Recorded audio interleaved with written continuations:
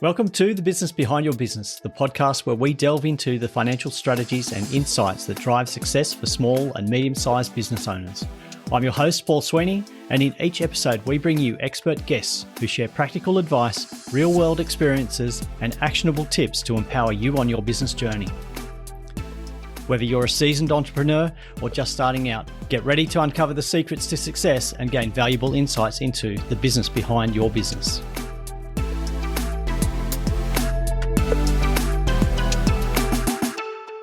If Gen Z conversations have ever left you thinking, well, hang on, they are just talking about entitlement. Look, you need to listen. You need to stay with me and listen to this conversation, because what's usually breaking down isn't actually the effort. It's our expectations and the conversations around them. And that's why we need to have a better understanding of what Gen Z is, who they are, what the problem is. And the good news is we've welcomed back Trudy MacDonald from Talent Code HR, who's a popular guest and backed by popular demand to help us unpack this, I guess, this frustration that a lot of us have. And look, we're going to look at this from a very practical perspective, because Trudy's got some very practical tips to help us manage our workforce, but also manage our expectations.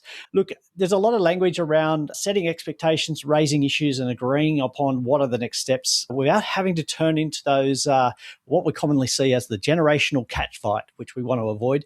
So if you want a deeper dive into some of the more practical steps that we've already shared on the podcast for managing your team, we'll share the links to our earlier conversations with Trudy in the show notes, because they are well worth going back and having another listen to.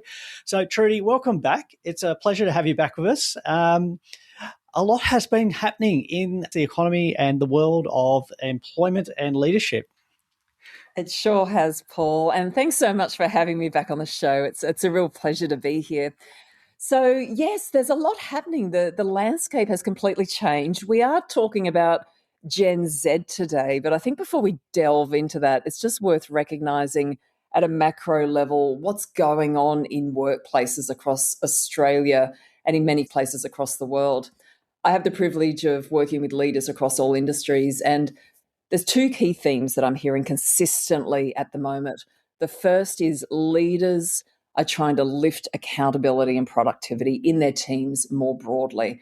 And I think in that context, it's worth recognizing that for many organizations, there's up to 5 generations in the workplace now. We've got the Gen Zs, we've got the introduction of the Gen Alphas starting to come into the workplace. So these are your 16 to 17-year-olds that in many cases are starting as apprentices in some organizations. And right at the other end, we've got boomers still there, many of which are in leadership roles. And I was actually having a conversation with a board earlier today, and one of the challenges they put on the table for me was, Trudy, what do I do about my job huggers? And I hadn't heard that term before, but they're talking about the boomers that just won't let go of that job. So I think in the context of Gen Z, it's actually it's a broader workplace challenge many leaders are facing, which is, how do I improve accountability and productivity? Recognizing that there's different generations in the workplace. How do we maximize and optimize the way we engage in our communication? And with that, I think there's a really powerful conversation to be had around how we get everybody on the same page, Gen Z and leaders, in this context of productivity and accountability. So it's not really just a Gen Z issue that we're focusing on here. We're really, like you said, we've got 5 different generations all in the same workforce. Yes. I think really if we would just say, hang on, Gen Z are to blame, I think we're really just looking for somebody to blame, and really we need to look at the real underlying issue is, how do we actually manage different generations, different expectations in a very diverse workforce now. So how is that, what are some of the ways that we're seeing this accountability issue in different organisations when we've got that cross-generation team or workforce now? Yeah, great question, Paul. So I think I love your statement, Gen Z is not to blame. I couldn't reinforce that more. Gen Z is our future. Gen Z is fantastic. So let's just get that one on the table straight away. It's all about how we maximize and optimize the potential of every person in our workforce, regardless of what generation they are. However, we have different expectations and we have different beliefs. And I think it's important just to unpack that briefly because that provides important context for the accountability conversation. So let's think about the generation that many leaders are in today. They're Gen X or they're boomers in many cases. And for those out there listening who fall into this generation, you will relate to this. As we came up through the ranks, we worked hard and we worked long hours. In fact, work dominated our life and work was the priority for many of us. When we received feedback, it was direct, it was to the point. Sometimes it was harsh. In many cases, it was unkind, but we just sucked it up because that's what you have to go through to get to the top. And I think that's a way of working. It's an expectation that we grew up with as our careers progressed. And it's very hard to undo some of those behaviors in many cases. Now, let's take our Gen Zs and just reflect on what their experience has been. In many cases, they've grown up and even come into the workplace where they have the option to work from home. We never had that back in my day, where they've got the right to disconnect. And that's where we're talking about in this uber technical world that it doesn't have to dominate your life, even though we've got phones and watches and everything beeping at us all at once. We've got psychosocial safety legislation that says that you do not need to feel overworked. You do not need to feel overwhelmed or stressed or pressured, and you don't need to be on the receiving end of inappropriate behavior. So there's legislation that's now in the workplace that has existed as they've come into the workplace. And that's created an expectation around what's normal and what I should expect when I do enter the workplace. We think about how they've been brought up in a school system that's talking about positive psychology and optimism and wellness has been in the vocabulary since they were in kindergarten. We have an environment where mental health is something that you openly talk about. It's not something that we disguise. Diversity and inclusion is very well embedded into many organizations' vocabularies. And they've grown up in many cases where they got the participation award. As we know, there weren't necessarily winners and losers. So as I say all this out aloud, I think you can see straight away we come to the workplace expecting a very different work experience. And there's no wonder that there's clashes in the workplace. Yeah, we've got that situation where you mentioned we got our feedback very directly. It was sometimes harsh. Yes. People certainly didn't hold back with their criticisms, or particularly when things were going wrong in the business as a whole, or there was an event a crisis that you needed to fix. It wasn't the case of, it's 5 o'clock, let's clock off. No, we've got to get this fixed right now because there's an issue here. We tend to, and you mentioned there's some very different understandings of what work is. So for me, being over 50, my view of work is very different to, say, my children who are early 20s and late teens.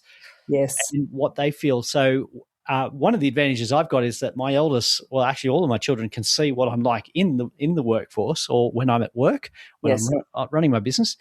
But it still hasn't fully changed, I guess, that disconnect between my view of what work is and how we work and their view of work. So how do we reconcile this in such a, when what feels right to me is not what feels right to my children who are Gen Z? Yeah, that's right. And in fact, I was talking to my daughter who's 19 at the moment, second year university, and she was having a similar conversation with me. She said, Mom, I'm doing a double degree and I'm working 2 jobs at the moment and I'm just overwhelmed and burnt out. And I was just trying to talk her off the ledge a little bit.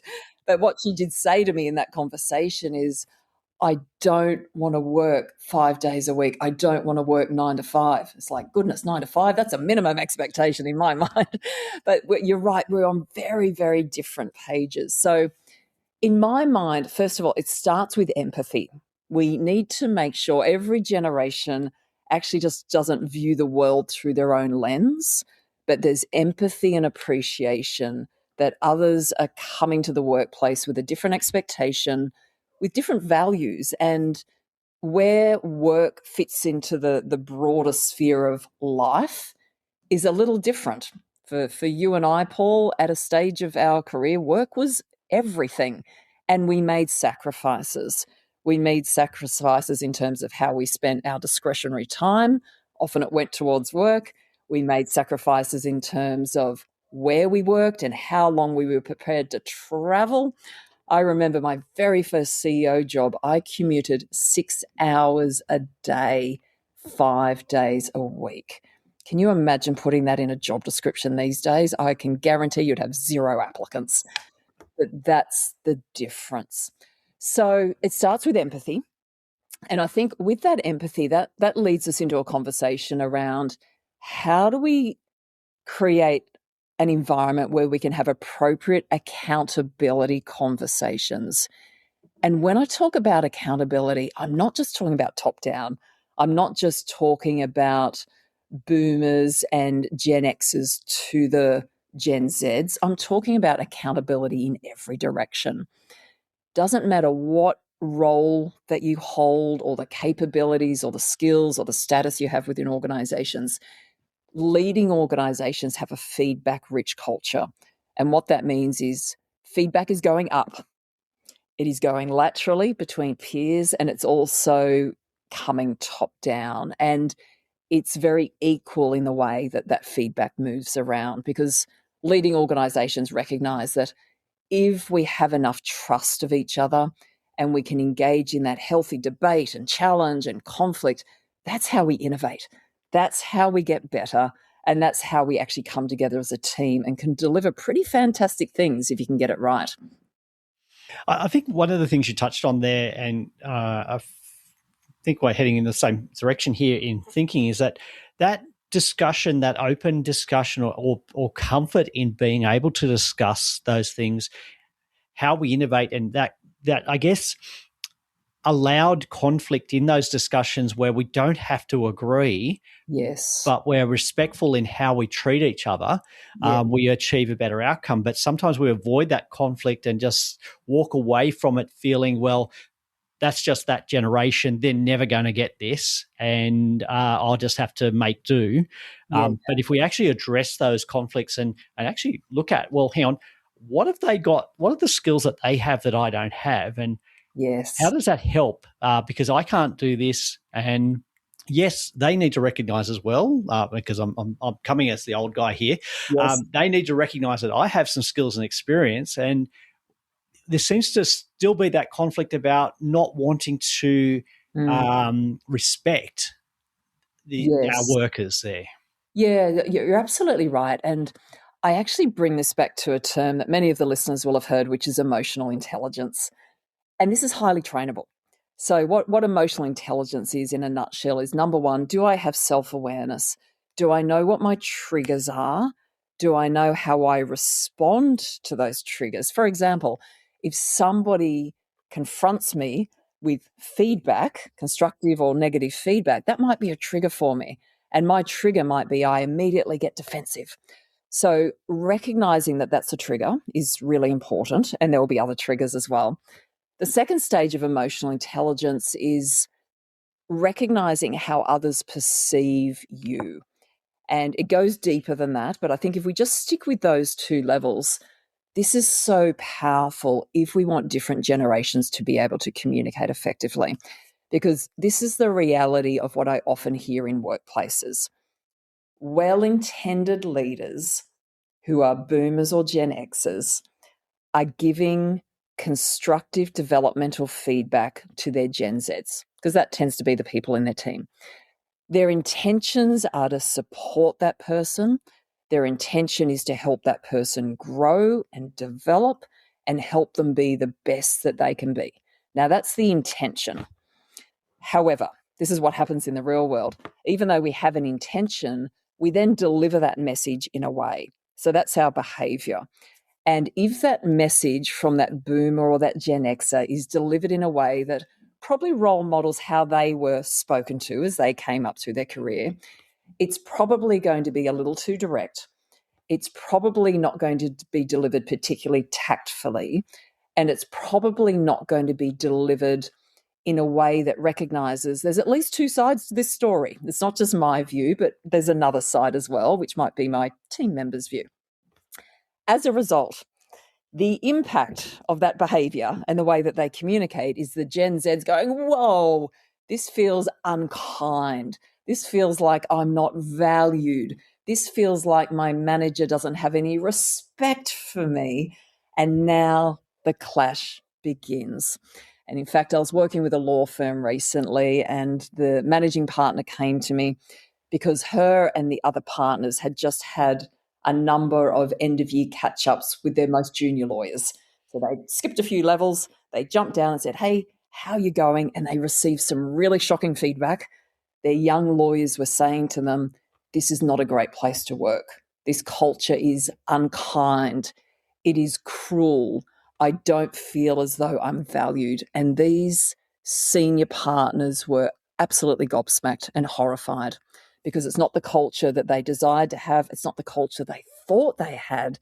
And what we unpacked when they came to me is, despite well-intentioned senior lawyers giving the junior lawyers feedback, the way that that messaging was received by them was unkind, cruel, and subsequently damaging the culture. So that's what I'm observing. And many of you may relate to that. Now, the frustration on the other end is that the boomers and the Gen Xers are throwing their hands up saying, what do I need to do here? Because I would need to hold my people accountable. I can't not hold them accountable because it's putting upward pressure on me. Or it means as an organization, we're not optimizing our productivity. How do we solve this problem? It seems to me that that issue that we're talking about here, and we're sort of going the two extremes. We're going from boomers, Gen X to Gen Z. But I can certainly recall a similar kind of frustration when I was coming through as a junior accountant, and the senior accountants, senior partners there, the frustration because they had a very clear expectation about how the accounting firm should work. Yeah.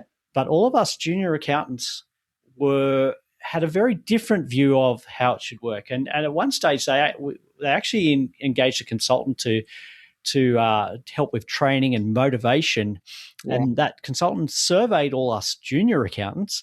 Yeah. And the outcomes were a huge shock to the senior partners in terms of what we expected and how we expected to be treated in the workforce. So I know we're talking about Gen Z as an extreme, but I think we need to tie this back and say, well, hang on, in any kind of intergenerational, we're going to have this kind of conflict. Yeah, absolutely right, Paul. And this has been going on for a long, long time, right? I remember as a young person thinking, for the older generation, they just don't understand us. And now I am that older generation, and I'm like, you know what? I'm not sure that others think that I understand them either. It goes on in history, right? It's human nature.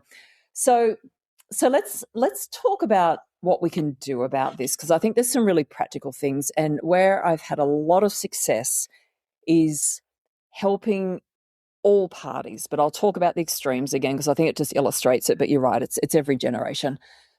Helping both the Gen Zers and the Xers and the Boomers have an appreciation for where others are coming from and what they value. So that's the starting point, and that creates empathy.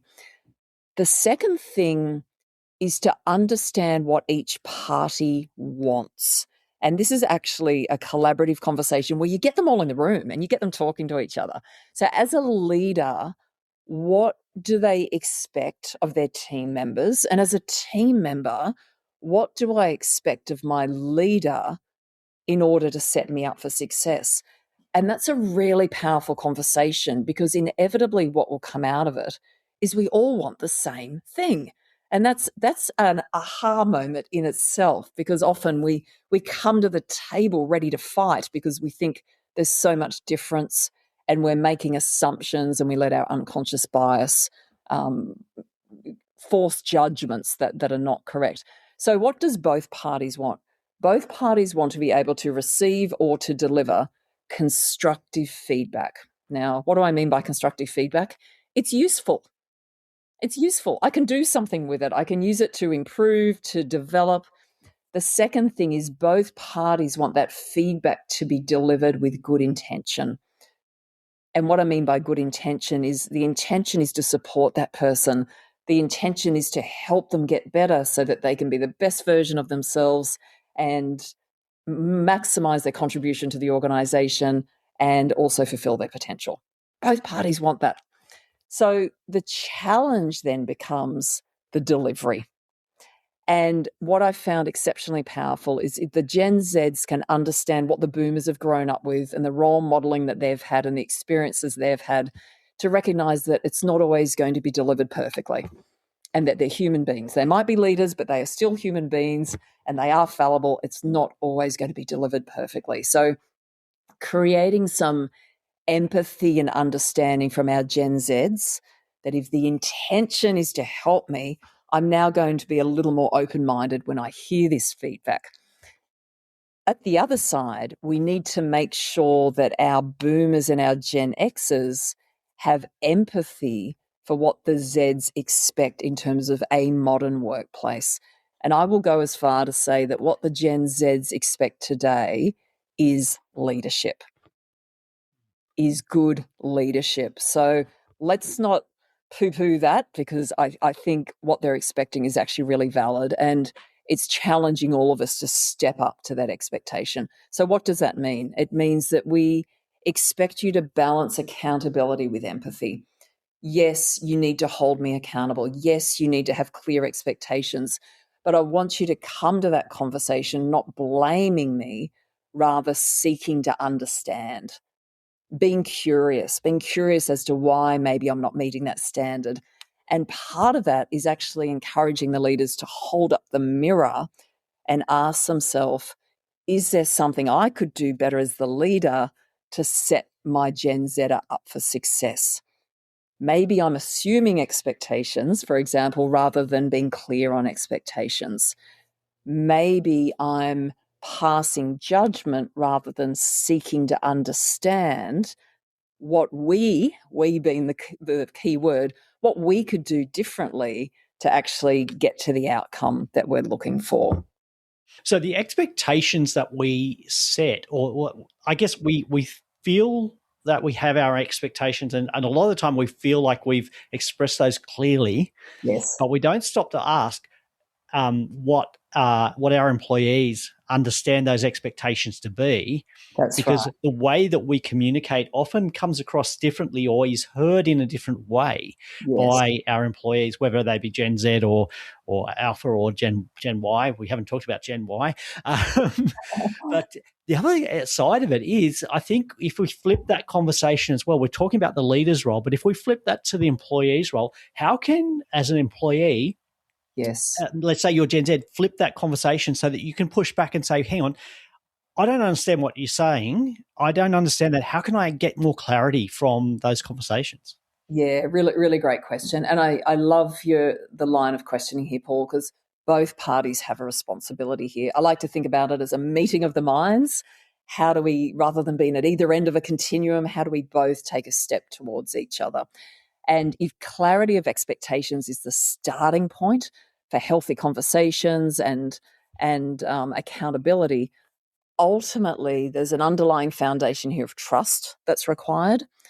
If there's not trust between leader and team members are not going to feel safe asking the questions you're suggesting, right? So I'll just park that to the side. We can come back to it later if you like, but that's Yeah. absolutely foundational. However, what I would recommend is, as a leader, when you're setting expectations, it's really important that you're clear on the outcome that needs to be delivered. And that may be behaviors, it may be KPIs, it may be deliverables. What do I expect in terms of the outcome? Now, what we don't need to micromanage around is how to actually get there. And Paul, I love your earlier reflection that when you were young in your career, you were ambitious, you had ideas, you're seeing the world differently. You could possibly see different ways to get to the outcome that you were being empowered to deliver. And if we look at Gen Z today, this is an opportunity because they will see efficiencies. They will see how technology can be utilized in a way that many of us can't even imagine that can get us to that outcome, but they're not going to do it in the same way that we did it. Now, I think it's critical that as an employee or as a team member, as long as you're clear on the expectation, then there's a really healthy conversation to say, hey, I've got some ideas around how I could achieve that. Can I just run this by you to see how that fits in with our current ways of working? Or I'm just thinking about something. Could I share this idea with you? So it's actually the discussion that takes place around the how that gets everybody aligned. I'm guessing that conversation, that discussion, that is not a once a year event. It used to be the tradition. You'd have your performance review where your behavior and expectations were discussed or not so much discussed, but you were told what they were. Yeah. I'm a big fan of that weekly check-in, the weekly conversation. Is that a good mechanism? Because sometimes people are not really willing to come forth, but if you can create an environment where they have that opportunity to raise questions, give feedback on a regular basis, I think it works well. It certainly does. So what high-performing organizations do is really, really boring. They set up a repeated rhythm of interactions or meetings or conversation opportunities with the right purpose and the right agenda, and they repeat it over and over and over and over again. It's very predictable, it's very boring, but it works. So to your point, Paul, creating micro opportunities to discuss issues, to make sure that we're clear, and with that you remain nimble and agile. It means that we're having regular, meaningful conversations. There's no chance of anybody going off course because there's just going to be little adjustments as we go through, and that will build trust. It will create commitment. And this is a really important point. When you've got two parties discussing, sharing ideas, challenging each other in a respectful way, it's not about who wins and who loses. It's about having been heard. And when we feel heard and when we engage in that conversation, we commit. And the commitment is an underlying principle that precedes accountability. There's so much to unpack there, and I feel like we could dive into this in a lot more detail and spend hours on this. I know you've got a lot of other resources available, and you've been doing workshops on this. And look, we'll share the details on how people can get involved in those and how they can reach out for more information, more contact with you, as always in the show notes. But just to recap on a few of those things, we're talking about making our expectations explicit. Yes. Creating an environment of trust, creating a channel for communication, and that empathetic understanding of our environment. What am I missing from that? Because that seems to me quite a simple framework that we should be following, but we're getting it wrong so often. Yeah, we are. So what I would add to that, and this is quite a specific conversation tip. When we're giving feedback in any direction, it's really important that we are specific and we are clear. So here's a framework that your listeners can use. It's called SBI. And what that stands for is situation, behavior, impact. So it might sound a little bit like this. Paul, in the meeting this morning, that's the situation. I observed that you weren't engaging with your usual level of enthusiasm. In fact, when Sally shared an idea, you actually rolled your eyes, but you didn't contribute any ideas. That's the behavior, yeah? As a consequence of that, so now I'm talking about the impact, we missed out on your thinking, and it's really important to me that you feel safe being able to share your ideas, even if you disagree with us. And it also created a bit of a negative vibe in the room. People were holding back a bit more than usual. Okay, so that's really important. Situation, behavior, impact, because you know exactly what we're talking about. However, it doesn't stop there. And this is the important piece. I've got to understand that I have a perspective. That was my observation, and I'm going to share that with you. However, Paul, you've got your side of the story. And what's so critical now is that I create a really safe space to say, Paul, that was my observation. However, it's really important to me that I can understand your perspective because I want to make sure that you're supported and you're feeling really comfortable to be able to do your best work. And then I zip it and I create space for you to share. And with that, we're going to build trust, but also you're not feeling blamed. You're not feeling accused, but I'm holding you accountable. But now we're going to set the scene for a really powerful conversation that will lead to clarity of expectations and us having a fantastic relationship, because I'm going to know why you're disengaging and I'm going to be able to support you with that. I feel like there's one closing thing that we sort of need to touch on, or I feel like we are, and we've had this great conversation. Yes. We both leave the room. Yes. But I feel like we need to have some kind of agreement about what happens next. Yeah, really good point. And this is where most leaders fall down when it comes to accountability conversations. So let's go back to this conversation you and I are having, Paul. So I might wrap it up. I've understood your perspective, and I end up by going, Paul, all right, so I hear this and this from you. How can I support you, and what do you think we should do next? So I'm going to ask you, I'm not going to tell you. That's really important as well from a buy-in perspective.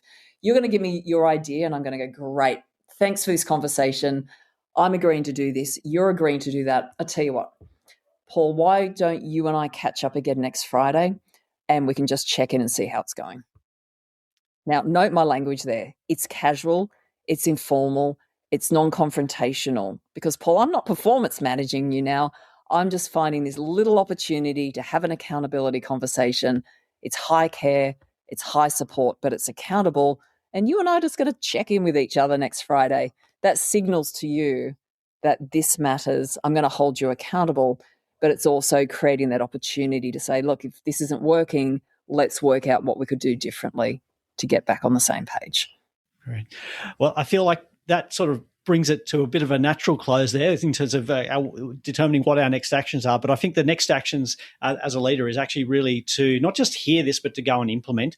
And there are some great resources to help.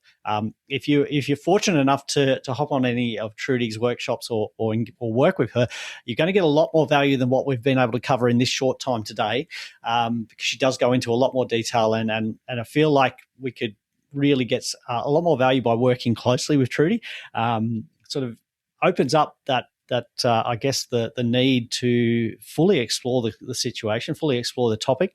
But we don't have time for that today, but I'm going to encourage you to go and do that investigation on your own. That's your next action for today. Trudy, it's always been a pleasure having you on the Business Behind Your Business podcast, because you always leave us with some very practical, actionable ways to improve the way that we operate and the way that we build our team to get the best from everybody. If there was one thing you wanted to leave us with today from our conversation, what would that one thing be? Yeah. Paul, I think it would have to be, regardless of what generation you are, be curious. Be curious. And what that means is ask great questions, seek to understand other people's perspectives, and deeply listen to understand.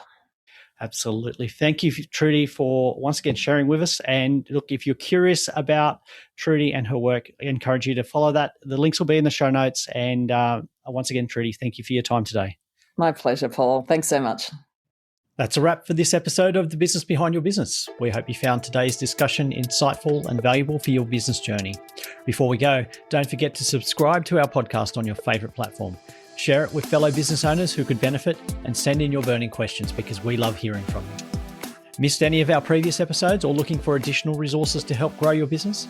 Head over to our website at thebusinessbehindyourbusiness.com. There you'll find our full archive of past episodes, along with show notes, transcripts, and links to valuable resources mentioned in each episode. Your journey to business success continues at thebusinessbehindyourbusiness.com. Until next time, stay inspired, stay informed, and keep building the business of your dreams.